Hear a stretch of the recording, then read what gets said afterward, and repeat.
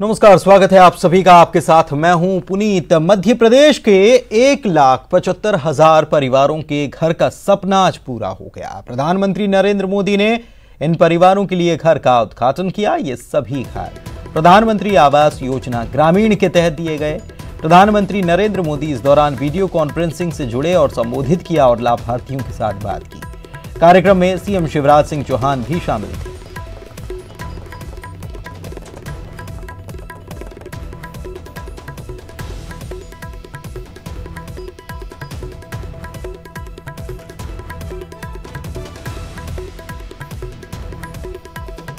वो देश के लिए, हमारे मीडिया के साथियों के लिए भी ये बहुत सकारात्मक खबर है। कोरोना के इस काल में पीएम आवास योजना के तहत घरों को बनाने में 125 दिन नहीं, सिर्फ 45 से 60 दिन में ही बनाकर तैयार कर दिया गया है। इससे दो फायदे हुए हैं। एक तो शहरों से गांव लौटे लाखों श्रमिक साथियों को रोजगार उपलब्ध हुआ है, लेकिन करोड़ों गरीबों को जो घर देने का लक्ष्य था, जो एक गरिमापूर्ण जीवन देने का लक्ष्य था, वो कभी पूरा ही नहीं हो गया। कारण ये था कि पहले जो योजनाएं बनी थी उनमें सरकार हावी थी, सरकार का दखल बहुत ज्यादा था। उन योजनाओं में मकान से जुड़ी हर चीज का फैसला सरकार, और वो भी दिल्ली से होता था। जिसको उस घर में रहना था उसको कोई पूछता ही नहीं था। अभी तक 1,24,92,394 से 94 प्री रजिस्ट्रेशन करवाया गया है। हम समझ सकते हैं कि पूरा प्रदेश आज कितना प्रफुल्लित है और कितना प्रसन्न है। माननीय प्रधानमंत्री जी ने हर गरीब के सपने को साकार किया है। किसी ने कहा है, फूल मेरा साख मेरी और सजर मेरा भी हो, मेरा हक है इस जमीन पर एक घर मेरा भी हो। और ये एक घर का सपना माननीय प्रधानमंत्री जी ने गरीब के लिए साकार किया है। प्रधानमंत्री मोदी ने प्रधानमंत्री आवास योजना के हितग्राहियों को गृह प्रवेशम योजना के तहत गृह प्रवेश कराया। योजना के तहत 1,75,000 हितग्राहियों को पीएम आवास सौंपे गए। भोपाल के पास तारा सेवनिया गांव में भी कई परिवारों ने गृह प्रवेश किया। ऐसे ही एक परिवार से न्यूज 18 ने बातचीत भी की। प्रधानमंत्री नरेंद्र मोदी आज 1,75,000 परिवारों को गृह प्रवेश करा रहे हैं प्रधानमंत्री आवास योजना के तहत मकानों में। हम इस वक्त भोपाल के नज़दीक तारा सेवनिया गांव में मौजूद हैं, जहां पर एक परिवार का मकान इसी योजना के तहत बना है और वो भी आज खुश हैं इस बात को लेकर कि वो अपने पक्के मकान में गृह प्रवेश कर रहे हैं। हम उनसे बात करेंगे। अच्छा, ये बताइए कि आपने कैसे आवेदन किया था योजना के लिए और कितनी खुशी हो रही है कि आज आपका पक्का मकान? खुशी तो इतनी हो रही है, दीपावली के बराबर खुशी है हमको। हाँ, उसकी कोई तुलना नहीं है, वो शब्द नहीं है जिसको हम बयां कर सकते हैं। खुशी का खुशी तो अपरंपार है हमारे लिए। वहाँ की योजनाएं चलती थी मोदी जी की, हमने उसमें आवेदन किया तो हमारा नंबर भी आ गया तो साहब उनने हमारा सहयोग किया। हमने फिर कुछ उनके उससे, ताकि उनने चलना सिखाया हमको, राह दिखाई है तो राह हमने फिर उसमें हम भी सक्सेस हुए। अब अच्छा बना लिया मकान, अच्छा मकान बन गया है। और ये पूरा परिवार इस वक्त है, घर के बच्चे, महिलाएं सभी इस बात को लेकर खुश हैं कि पक्के मकान में गृह प्रवेश हो रहा है। अच्छा, ये बताइए कितनी खुशी है कि आपका पक्का मकान होगा। और उससे पहले क्या आपका कच्चा मकान था? जी हाँ, उससे पहले बहुत ही कच्चा था, बहुत दिक्कत आती थी। अब बहुत पक्का बन गया है तो बहुत सभी को बहुत खुशी हो रही है।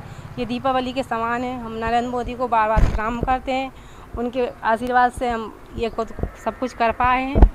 तो इनकी खुशी देख सकते हैं और उनका कहना ये है कि दिवाली उनके लिए आज ही है, आज ही वो अपने घर में प्रवेश कर रहे हैं। तो ये खुशी है उनके चेहरों में इस बात को लेकर कि पहले कच्चा मकान था, अब पक्का मकान हो गया और उस पक्के मकान में उनका गृह प्रवेश भी हो गया है। कैमरामैन खिलान के साथ सरस श्रीवास्तव, न्यूज़ 18 भोपाल। सीएम शिवराज का चुनावी दौरा जारी है। सीएम शिवराज सिंह चौहान मुरैना पहुंचे, करोड़ों के विकास कार्यों की सौगात दी। उनके साथ ज्योतिरादित्य सिंधिया, केंद्रीय मंत्री नरेंद्र सिंह तोमर भी हैं। सीएम सुमावली, जौरा और ग्वालियर पूर्व का दौरा करेंगे।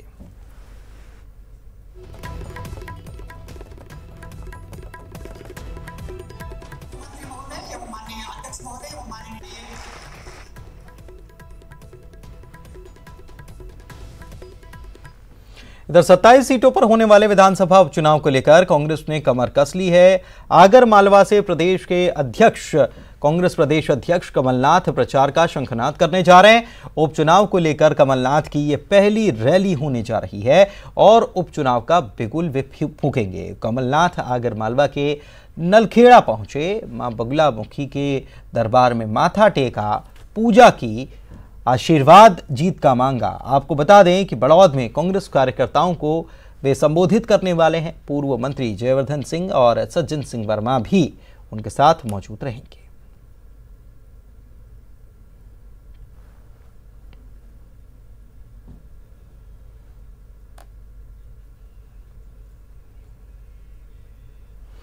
ईवीएम पर सवाल उठाने पर दिग्विजय सिंह को बीडी शर्मा की तरफ से जवाब आया है। दिग्विजय सिंह को इस देश में कुछ भी अच्छा नहीं लगता।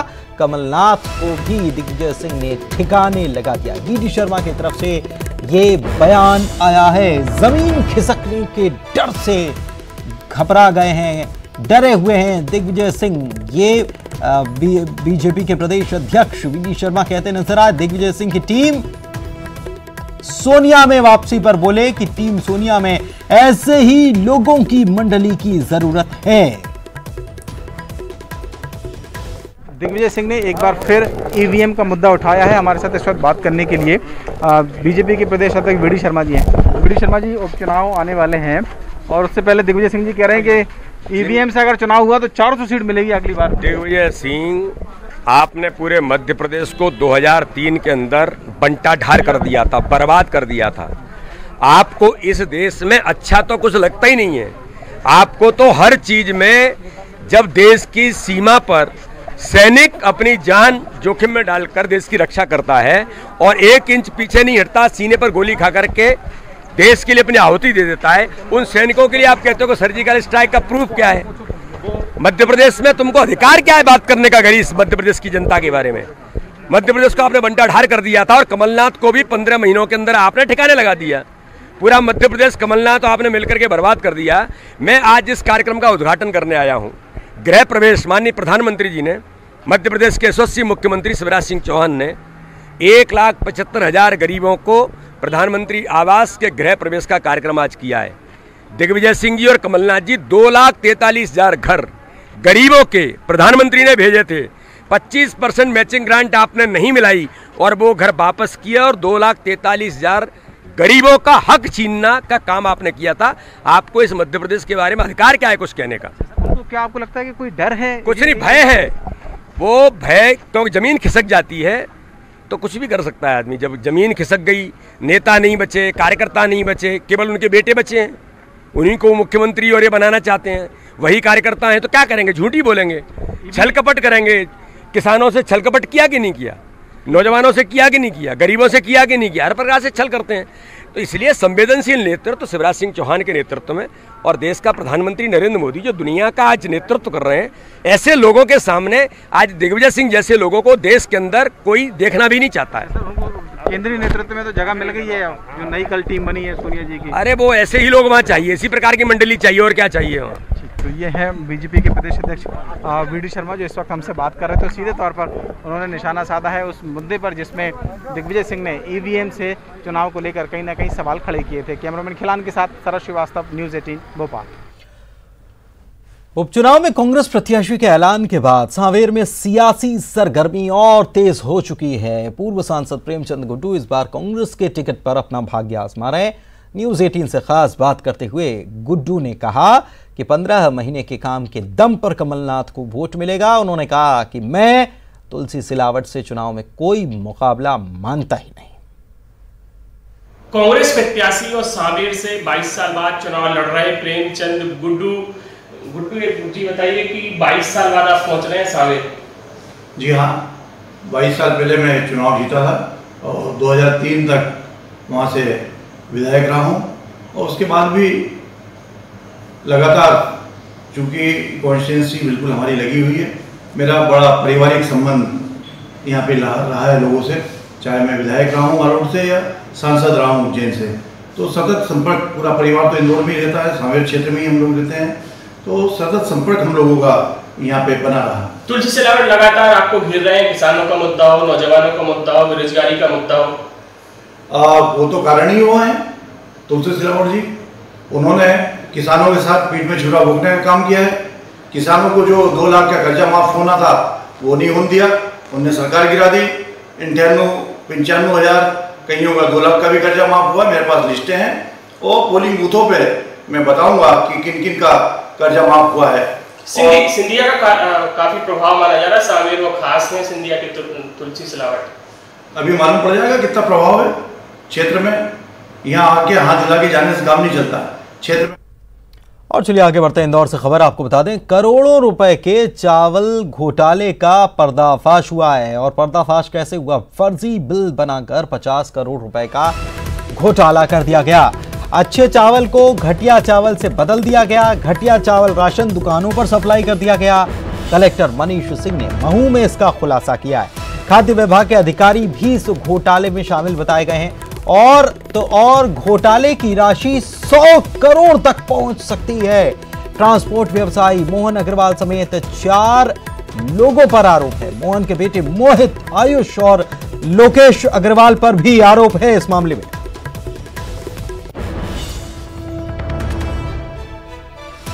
तो एक बड़ी खबर इंदौर से, करोड़ों रुपए के चावल घोटाले का पर्दाफाश हुआ। फर्जी बिल बनाकर 50 करोड़ रुपए का घोटाला कर दिया गया। अच्छा चावल गरीबों के लिए आता था, लेकिन उसे क्या किया जाता था? घटिया चावल से बदलकर राशन दुकानों पर पहुंचा दिया जाता था। कलेक्टर मनीष सिंह ने महू में इसका खुलासा किया है और ये जानकारी जो आ रही है सामने, उसके मुताबिक ये रकम 100 करोड़ रुपए तक के घोटाले की हो सकती है। अभी तो शुरुआती जांच में 50 करोड़ का पता चला, लेकिन और आगे जांच में ये 100 करोड़ तक का घोटाला हो सकता है। और इसमें जो नाम सामने आ रहे हैं, मोहन अग्रवाल, मोहित अग्रवाल और उनके संबंधी। देखिए कैसे गरीबों के को जो निवाला गरीबों तक जो पहुंचाया जाता है, उसमें भी कैसे घोटाला चल रहा है। और कैसे जब राशन दुकान से चावल लेने जाया जाता है तो वहां घटिया क्वालिटी को देखकर लोग नाराज हो जाते हैं, लेकिन उसके पीछे असल खेल तो ये। अरुण हमारे सहयोगी हमारे साथ जुड़े हुए हैं इंदौर से, उनसे बात करते हैं। अरुण, वाकई में चौंकाने वाला ये पूरा मामला, और ये खुलासा अभी जब किया तो 50 करोड़ रकम बताई गई, लेकिन ये 100 करोड़ तक की हो सकती है। बिल्कुल, ये बहुत बड़ा घोटाला है। और इसमें जो ट्रांसपोर्टर हैं मोहन अग्रवाल, वो ये पूरा कारोबार करते थे। उनके जो बेटे हैं वो इसमें शामिल थे। साथ ही इनके जो सहयोगी हैं लोकेश अग्रवाल और दूसरे जो लोग हैं, उन सब पर करीब 9 लोगों पे FIR दर्ज हो चुकी है। ये लोग सार्वजनिक वितरण प्रणाली का जो चावल होता था, गेहूं होता था, उसको राशन की दुकानों तक पहुंचाने के दौरान ही रास्ते में इनको बदल लेते थे। और इनके जो गोदाम थे वहां पर ये लोग खराब चावल को में बदल देते थे, अच्छा चावल अपने गोदाम पे उतार लेते थे। और यही जो राशन की दुकानों पर घटिया चावल पहुंचता था, गरीबों तक सप्लाई हुआ है। जब इनके गोदाम पर छापा मारा गया तो 600 से ज्यादा कट्टे पकड़े गए हैं चावल के, जो सब उनके थे, उन पर सरकारी लेबल लगे हुए थे। इसके अलावा इन्होंने फर्जी बिल बनाकर नीमच और बालाघाट में भी इनकी सप्लाई के फर्जी बिल लगाए हैं। तो ये तमाम फर्जी बिल भी सामने आ रहे हैं। और जो खाद्य विभाग के अधिकारी हैं वो भी इसमें संलिप्त हैं, क्योंकि ये करीब 20 साल से इस तरह का घोटाला के साथ ही तेल ब्लैक में बेचते थे। मामला सामने आया है, घोटाला है। हालांकि अभी तक 9 लोगों पर FIR हुई है और आगे भी इस पर FIR। गिरफ्तारी की कोई खबर है क्या? इसकी भी गिरफ्तारी नहीं हुई है। इन पे कुछ इनाम घोषित किया गया है, अभी इनाम घोषित करने वाले हैं। जो भी ये सारे लोग फरार हैं। और जो राशन का जो भी चावल होता, गेहूं और मिट्टी का तेल, इन सब की को ब्लैक करते थे, बाजार में बेच देते थे। और घटिया जो सप्लाई है वो किया करते। तो एक तरह से गरीबों। चलिए, बहुत बहुत शुक्रिया अरुण आपका इस तमाम जानकारी के लिए। तो बेहद बड़ा खुलासा, बेहद बड़ा ये मामला, 100 करोड़ रुपए तक इसकी इस पूरे घोटाले की बात जा सकती है, ये बताया गया है। और इसमें अधिकारी खाद्य विभाग के भी शामिल थे। डिंडौरी में मृतकों को सरकारी राशन दिए जाने का मामला सामने आया है। दरअसल सरकारी योजना के तहत मिलने वाले राशन की पात्रता पर्ची में कई ऐसे नाम भी दर्ज हैं जिनकी मौत सालों पहले हो चुकी है। मृतकों के अलावा हजारों रुपए का वेतन पाने वाले सरकारी कर्मचारी और धनवान लोगों के नाम से भी बाकायदा बीपीएल राशन कार्ड बना हुआ है, जिन्हें हर महीने सरकारी राशन दुकान से सस्ते दामों पर राशन आवंटित किया जाता है।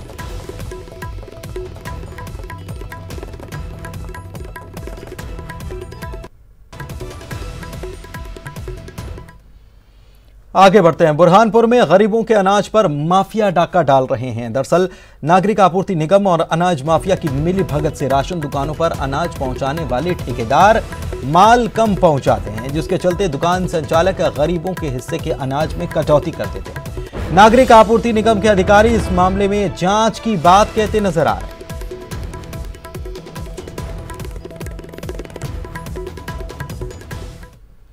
इधर गुना से खबर आपको बता दें, ग्रामीणों ने चक्का जाम किया है। शहरिया आदिवासियों ने यह चक्का जाम कर दिया। सिंहवासा चक गांव में दरअसल बिजली, सड़क, पानी, किसी की चीज की कोई सुविधा नहीं है और हनुमान चौराहे पर आदिवासियों ने धरना दे दिया है। महिलाओं ने यहां पर नारेबाजी की है। इधर कैंट पुलिस को मोर्चा संभालना पड़ा जाम को खुलवाने के लिए, तो पुलिस मौके पर पहुंची हुई है आदिवासियों की तरफ से, ग्रामीणों की तरफ से। शहरिया ये आदिवासी हैं जो कि चक्का जाम किए हुए हैं। सिंहवासा चक गांव में बिजली आज तक नहीं पहुंची, सड़क भी नहीं है, पानी की सुविधा भी नहीं है। हनुमान चौराहे पर यह धरना दिया जा रहा है।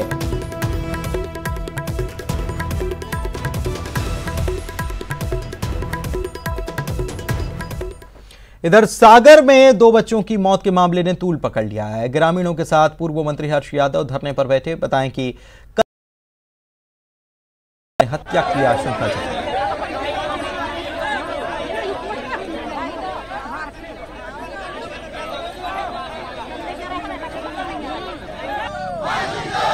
का स्वागत है। तो शहडोल की खबर आपको बता रहे थे ब्रेक से पहले, मेडिकल कॉलेज की बड़ी लापरवाही सामने आई है। लापरवाही क्या बता रहे हैं आपको, मरीज को ऑक्सीजन नहीं मिल पाई है। जिला अस्पताल से मेडिकल कॉलेज उसे रेफर किया गया था। मरीज ने मेडिकल कॉलेज में 108 बुलवाई और खुद 108 बुलाकर ऑक्सीजन ली। डॉक्टर्स पर ऑक्सीजन नहीं देने के आरोप भी लगाए हैं। मरीज ने खुद इसका वीडियो बनाया और वायरल भी किया है कि किस तरीके से उस मरीज को परेशानी का सामना करना पड़ा, ऑक्सीजन नहीं मिल पाई थी। उसके बाद खुद उसने 108 एम्बुलेंस बुलाई और खुद उसने ऑक्सीजन लिए। ये देखिए तस्वीर, और इसका पूरा वीडियो भी खुद ने बनाया इस मरीज ने। मेडिकल कॉलेज की बड़ी लापरवाही शहडोल में सामने आई। मरीज को ऑक्सीजन नहीं मिल पाई, जिला अस्पताल से मेडिकल कॉलेज उसे रेफर किया गया था। नहीं है। आपने 108 एम्बुलेंस को बुलवाया है शहडोल हॉस्पिटल जाने के लिए, तो किस कारण से बुलवाया है? यही मैं कि कम से कम ऑक्सीजन मिल जाए, मेरी जान बच जाए। तो यहाँ पे आपको ऑक्सीजन बिल्कुल नहीं मिल पाया? नहीं मिल पाया। बोले ठीक है। प्रत्याशी तय किए जाने पर पूर्व मंत्री पीसी शर्मा की तरफ से बयान आया है। प्रदेश कांग्रेस कमेटी ने नामों की औपचारिक घोषणा नहीं की। दिल्ली में हुए फैसले के बारे में मुझे जानकारी नहीं है। 15 सीटों पर कांग्रेस ने प्रत्याशियों के नामों का ऐलान कर दिया, लेकिन पीसी शर्मा कह रहे हैं कि इस मामले में उन्हें कोई जानकारी नहीं है। और साथ ही प्रत्याशी तय किए जाने पर पूर्व मंत्री पीसी शर्मा ने यह भी कहा कि प्रदेश कांग्रेस कमेटी ने नामों की औपचारिक घोषणा नहीं की।